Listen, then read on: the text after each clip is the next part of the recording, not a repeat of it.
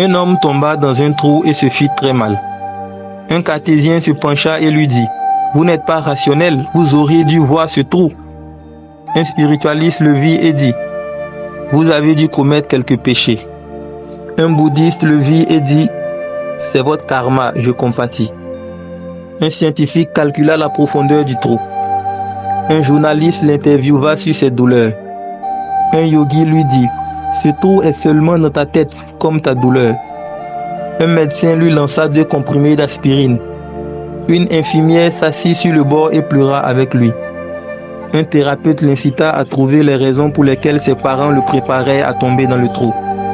Une pratiquante de la pensée positive l'exhorta, « Quand on veut, on peut. » Un optimiste lui dit, « Vous avez de la chance, vous auriez pu vous casser une jambe. » Un pessimiste ajouta, « Et ça risque d'empirer. » Puis un enfant passa et lui tendit la main. « Attrape cette corde afin de sortir de ce trou. » Un proverbe chinois dit ceci, « Trop de paroles tue l'action. »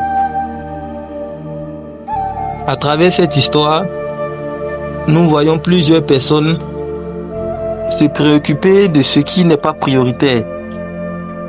Et dans nos vies, nous remarquons également qu'il y a des personnes qui ont toujours des commentaires, qui ont toujours des critiques, qui ont toujours des remarques à faire sur tout ce que nous faisons, tandis qu'ils n'ont rien à proposer.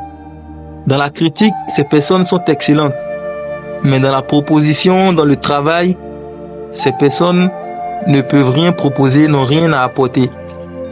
Et nous ne devons pas faire partie de ce genre de personnes. Nous ne devons pas critiquer pour critiquer, critiquer sans proposer, déconstruire sans construire. Les gens de la caverne, lorsqu'ils se sont réveillés, certains se sont demandé combien de temps ils sont restés. Est-ce que nous avons duré 100 ans? Nous sommes restés endormis pendant combien de temps? C'était pas ça la priorité à ce moment.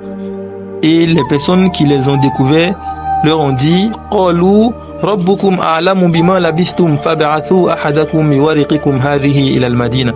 Votre Seigneur sait combien de temps vous êtes restés. Envoyez l'un de vous acheter de la nourriture.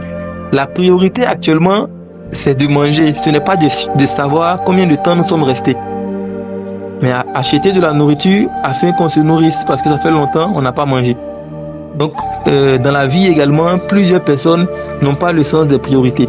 Lorsque quelqu'un s'est trompé, lorsque quelqu'un n'a pas réussi un projet, la priorité, juste à ce moment-là, ce n'est pas de lui faire des critiques, de lui faire des remarques.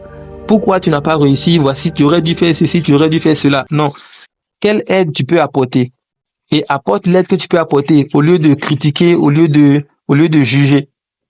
Donc, que Dieu nous accorde la bonne compréhension, que Dieu fasse que nous soyons des personnes qui proposons, qui aidons, et non pas des personnes qui critiquons sans rien proposer à nos semblables.